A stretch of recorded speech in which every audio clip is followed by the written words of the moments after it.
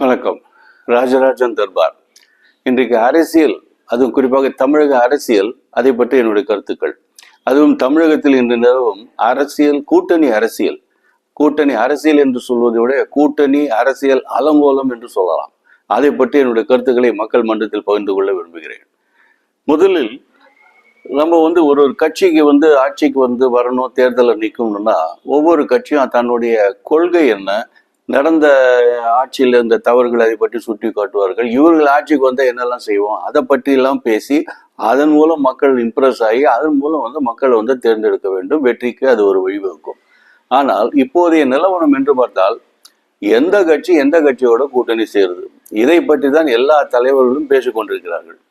இந்த கட்சி இந்த கட்சியோட சேர்ந்தால் வெற்றி பெற்றும், இந்த கட்சி இந்த கட்சியோட சேர்ந்தால் தோல்வி அடைந்துவிடும். இதுதான் இன்றைக்கு ஒரு தமிழக அரசியலில் நின்று கொண்டிருக்கிறது. இது ஒரு ஜனநாயகத்துக்கு சரிப்பட்டு வர ஜனநாயக படுகொலைக்கு சமம் என்று கூட சொல்லலாம். இதை பற்றி கூட்டணி தான் வெற்றியை நிர்ணயிக்கிறது என்றால் அது ஜனநாயகத்தின் தோல்வி என்று சொல்லலாம்.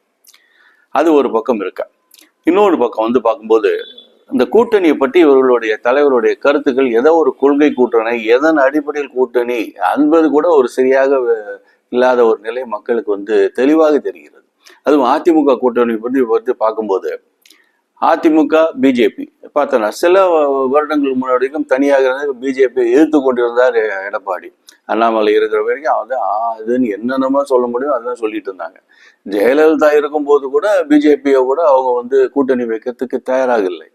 மோடியா லேடியா அப்படின்னு சொல்லி ஒரு பெரிய மோடிக்கு அகென்ஸ்டாக அவங்க பேசி அதிமுக வெற்றியும் பெற்றது என்று கூட சொல்லலாம் ஒரு பக்கம். அப்படி இருந்த அதிமுக இன்றைக்கு பிஜேபியோட கூட்டணி காலில் போய் விழுந்த கூட்டணி என்றே சொல்லலாம். ஏன்னா இவங்களுடைய வழக்குகள் நிறைய, அதிமுக மினிஸ்டர்ஸ் மேல நிறைய வழக்குகள் இருக்கு.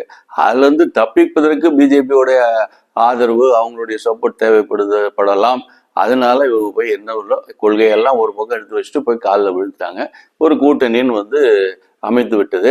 தன்னை காப்பாற்றி கொள்வதற்காக அமைத்த கூட்டணி அது ஒரு வலுவான கூட்டணி என்று இவர்கள் எடப்பாடி பேசிக் கொண்டிருக்கிறார். அது ஒரு பக்கம் இருக்கட்டும். இவங்க கூட்டணி குழுகிற மற்ற கட்சியோட மற்ற அந்த ஃபேக்ஷன்ஸ் அதை பார்த்தோன்னா இன்னும் கேவலமா இருக்கும். தினகரன் ஒரு மாதம் முன்னாடி வரைக்கும் எடப்பாடி பழனிசாமி அந்த அளவுக்கு திட்டிக் கொண்டிருந்தார். அவர் கூட என்று அவரெல்லாம் இருக்கிற வரைக்கும் எனக்கு அவர் கூட கூட்டணி இதே பேச்சுக்கே இடமில்லை அப்படிலாம் பேசிக்கொண்டு துரோகி அப்படிலாம் திட்டிக் கொண்டிருந்தார் எடப்பாடியும் தினகரனை பக்கா ஃப்ராடு, இவர் மேல இவ்வளவு ஊழல் இருக்கு, இவரெல்லாம் என்றைக்குமே நாங்கள் இடம் கிடையாது, இவருக்கும் சசிகலாவுக்கும் அப்படிலாம் வீராசனம் பேசி கொண்டிருந்தார். இந்த நிலையில தினகரன் போய் அவங்க அமித்ஷாவை போய் டெல்லியில பார்த்ததுக்கு அப்புறம் உடனே அவர் அப்படியே மாறி போயிட்டார். அது பார்த்து அமித்ஷா என்ன சொன்னாரோ இல்லை என்ன மிரட்டினாரோ அதெல்லாம் நம்மளுக்கு தெரியாது. எதுவாக இருந்தாலும் இங்க வந்த உடனே ஆள் அப்படியே மாறி போய் எடப்பாடியோட சேர்ந்து விட்டு, இது எங்களுக்கெல்லாம் எந்த விதமான சண்டையும் எதிரும் போராட்டமும் கிடையாது, நாங்கள்லாம் பங்காளிகள், அப்பப்போ சண்டை போடுவோம் சேர்ந்துப்போம் அப்படின்னு ஒரு புதுசு தத்துவம். அதுவும் முக்கியமாக ஒரு பழமொழியும் ஒரு திருக்குறள் வரை எடுத்து சொல்றாரு பிரஸ்ல. அதாவது விட்டு கொடுத்தவர்கள் கெட்டு போடுவதில்லை, கெட்டு போனவர்கள் விட்டு கொடுத்ததில்லை, ஆகவே விட்டு கொடுக்குறேன் அப்படின்னு சொல்லி விட்டு கொடுத்து பழனிசாமி கூட சேர்றாராம் இந்த பழமொழி. அதுக்கப்புறம் திருக்குறளை பத்தி ஒரு திருக்குறள் வரை எடுத்து விட்டார். இன்னா செய்தாரை ஒருத்தல் அவர் நன்மையும் செய்து விடல். இதெல்லாம் இந்த பழமொழியும் திருக்குறளும் அமித்ஷாவை டெல்லியில போய் தினகரன் பார்த்துட்டு திரும்பி வந்த அப்புறம் தான் புக் எடுத்து படிச்சு இவருக்கு தெரிஞ்சுக்கிட்டார் பொழுது. இது ரெண்டும் உடனே இதுக்கு ஒரு விளக்கம் கொடுத்து அதே அடிப்படையில் இன்றைக்கு எடப்பாடியோட ஒரு கூட்டணி தயாராக இருந்து கொண்டு மற்றவர்களெல்லாம் இவர் பேச ஆரம்பிக்கிறார். நேற்று வரைக்கும் தாவேகா புகுந்து கொண்டு காத்து கொண்டிருந்த அவரோட கூட்டணிக்கு கூப்பிட்டு அடைத்து கொண்டிருந்தார் தினகரன். இன்றைக்கு தாவேகாலாம் அவங்கெல்லாம் ஒரு கட்சியா, அவரெல்லாம் ஒரு கட்சியே கிடையாது அப்படின்றது. அவர் தாவேகாவை விஜயை பற்றி அவர் வீட்டுக்குள்ளே அரசியல் செய்கிறார், பண்ணையார் வீட்டுக்குள்ளேயே உட்காந்து கொண்டிருக்காரு, இந்த மாதிரிலாம் முதல்ல வெளியில வாங்க அதுபடி இப்படின்னு எல்லாம் பேசியிருக்கிறார் விஜயை பற்றி. இதெல்லாம் ஒரு பக்கம் இவர் தினகரனுடைய நாடகம். அதுக்கடுத்தது முக்கியமா பார்த்தோம்னா பன்னீர்செல்வம். அவர் இவரை எடப்பாடியை எதிர்த்து அவர் விலகியவர். ஒன்று தானே அதிமுக அப்படின்ற பேர்ல எடப்பாடியை நீக்கிதான் இவர் தலைமைக்கு வரணுன்ற மாதிரிலாம் பேசிட்டு இருந்தவர். அவர் அதிமுக கூட சேர்வதற்கு தயாராகலை என்றே பேசிக் கொண்டிருந்தார். பழனிசாமியும் பன்னீர்செல்வத்துக்கு இடமே இல்லை, அப்படியெல்லாம் அவரெல்லாம் பச்சை துரோகி அப்படின்னு சொல்லி அவர் ஏத்துக்கவே முடியாதுன்னு சொல்லிட்டு இருந்தார். இன்னைக்கு பன்னீர்செல்வம் பன்னீர்செல்வம் திடீர்னு ஒரு புது இது சொல்றாரு இன்னைக்கு பிரஸ் மீட்ல. தினகரன் வந்து எப்படியாவது சமாதானம் செய்து பழனிசாமியை வந்து கூட்டணிக்கு என்னை அழைக்க வைத்தால் நான் வந்து வர தயார், நான் ரெடி, நீங்க ரெடியா அப்படின்னு ஒரு புது ஸ்டேட்மெண்ட் ஒன்று பன்னீர்செல்வம் கொடுத்திருக்கிறார். இதெல்லாம் வந்து ஒரு கேவலமான அரசியலின் பிரதிபிம்பம் என்று சொல்லலாம். என்னோட பொறுத்த வரைக்கும் இவங்கெல்லாம் இப்படி ஒன்றா இருந்துட்டு போட்டோம். அவங்களாம் ஒன்றும் பெரிய பெரிய தலைவர்களோ ஒரு பின்னாடி பெரிய மாசம் எதுவும் இருக்கிற மாதிரி காட்டி கொண்டிருக்கிறார்கள். ஊடகங்களும் இவங்களை வந்து தூக்கி வைத்து கொண்டிருக்க. பன்னீர்செல்வம் என்ன சொல்றாரு, தினகரன் என்ன சொல்றாரு, வாரத்துக்கு 3 நாள் இவங்களை பத்தி இவங்க பேசுறது, போற போக்குல என்ன பேசிட்டு போறது, அதெல்லாத்தையும் போட்டு போட்டு பெருக்கி ஊதி அவங்களெல்லாம் பெரிய தலைவர்கள் போல காட்டி கொண்டிருக்கிற இந்த ஊடகங்கள். தனித்து நின்றால் இவர்களெல்லாம் 1% ஒரு தொகுதியில் கூட வெற்றி பெற முடியாது. அந்த ஒரு தொகுதியில் கூட 1% கூட இவங்களுக்கு மக்கள் சப்போர்ட் இல்லாத ஒரு நபர்கள் இவர்கள். தினகரும் சரி, பன்னீர்செல்வம் சரி. ஆனா இவர் பின்னாடி என்ன பெரிய மாசு இருக்க மாதிரி ஒரு காட்டிக்கொண்டு இவருக்கு அதிமுக வந்து அப்படியே இது பண்ற மாதிரி காட்டிக்கொண்டு என்ன ஒரு அரசியல் கேவலம் என்று புரியவில்லை. எனக்கிட்ட இவங்க எல்லாம் சேரட்டும், அதிமுக எல்லாம் சேர்ந்து நின்னா கூட மொத்தமா 1% கூட இவங்க நல்லா ஜாஸ்தியாக போறதுல அதிமுகவோட ஓட்டு. அப்படிப்பட்ட நிலைமை. இதுக்கு அடுத்து பார்த்தீங்கன்னா தேமுதிக, அவங்களுடைய நிலைமை இன்னும் பரிதாபமா இருக்குது.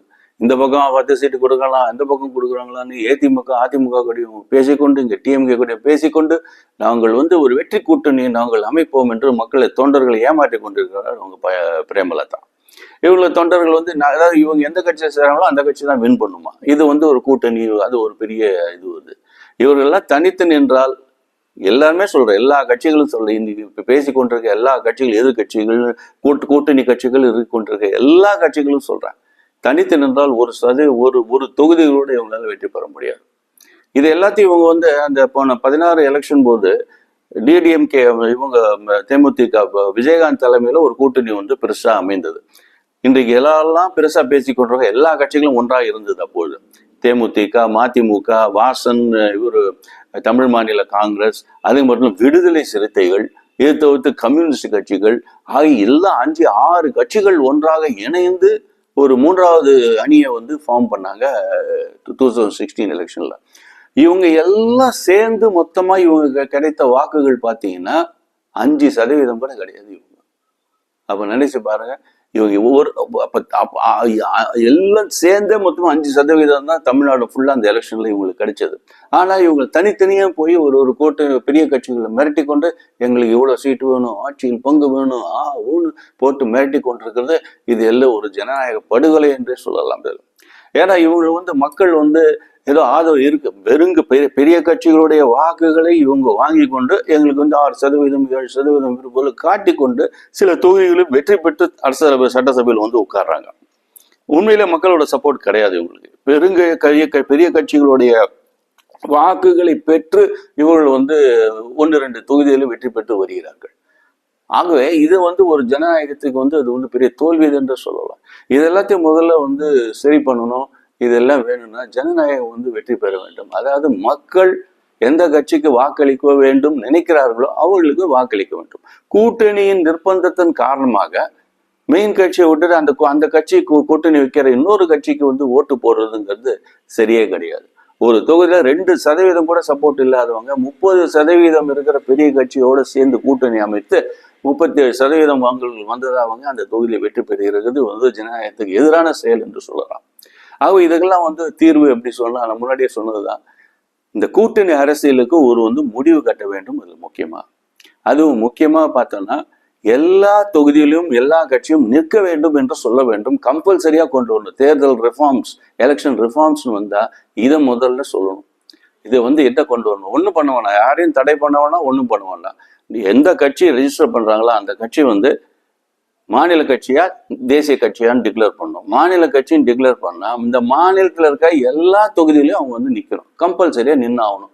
மக்களுக்கு அவங்களுக்கு விருப்பம் இருக்குதா போடட்டும், இல்லாட்டி எந்த கட்சிக்கு விருப்பம் இருக்குதா போடட்டும். அப்போ ஒவ்வொரு தொகுதியிலும் 10 கட்சி நிற்கட்டும். எந்த கட்சிக்கு போடணும்னு நினைக்கிறாங்களோ அதை வந்து வின் பண்ணட்டும். மற்றவங்க கட்சிகள்லாம் எவ்வளவு சப்போர்ட்டுங்கிறதாவது தெரியும். இன்றைக்கு வந்து பெரிய கட்சியோட வாக்குகள்லாம் பெற்றுவிட்டு இவர்கள் சப்போர்ட் இருக்க மாதிரி காட்டிக்கொண்டு பெரிய கட்சிகளை ஆட்டி வைக்கும்போது ஜனநாயகத்தை கெடுத்து கொண்டிருக்கிறார்கள். இதுக்கு ஒரு முடிவு கட்டணும்னா எல்லா கட்சிகளும் எல்லா தொகுதியிலும் கம்பல்சரியா நிற்க வேண்டும். மக்கள் அவங்களுக்கு எந்த கட்சி வேணும்னு நினைக்கிறாங்களோ அவங்களுக்கு ஓட்டு போடணும். கூட்டணினால இன்னொரு கட்சிக்கு ஓட்டு போடக்கூடாது, டைரக்டா அந்த கட்சிக்கு ஓட்டு போகணும். அப்போ வந்து உண்மையிலேயே எல்லா கட்சிக்கும் எந்த மக்கள் யாருக்கு சப்போர்ட் இருக்குது, எவ்வளவு சப்போர்ட் இருக்குது உண்மையிலேயே தெரிஞ்சிடும். அதுக்கப்புறம் வெளியில வந்து வாரத்துக்கு 2 நாள் மீட்டு ப்ரெஸ்ஸு எல்லா இதுக்கும் வந்து முன்னாடி நின்றுக்கிட்டு பேசுறது கீசுறது இதெல்லாம் இல்லாமல் போகும். உண்மையிலே இந்த ஸ்ட்ரென்த் இருக்கிற ஒரு 4-5 கட்சிகள் நிற்கும். அந்த கட்சிகளுக்குள்ள ஒரு பலமான போட்டி ஏற்படும். அதில் யார் மக்கள் அதிக வாக்குகள் பெறுகிறார்களோ அவர்கள் வந்து ஆட்சி அமைக்க போகிறார்கள், அடுத்தவங்க எதிர்கட்சியாக இருக்க போறாங்க. இதுதான் உண்மையான ஜனநாயகம். இது நடந்தால் ஜனநாயகம் பிழைக்கும். இல்லாவிட்டால் இப்போது நடந்து கொண்டிருக்கிற கூட்டணி அரசியல் இது ஒரு ஜனநாயக படுகொலை. இதுதான். இந்த செய்திகளுடன் இந்த கருத்துக்களுடன் விடைபெறுகிறேன். நன்றி, வணக்கம். ராஜராஜன் வாசன், இந்திய மறுமலர்ச்சி இயக்கம்.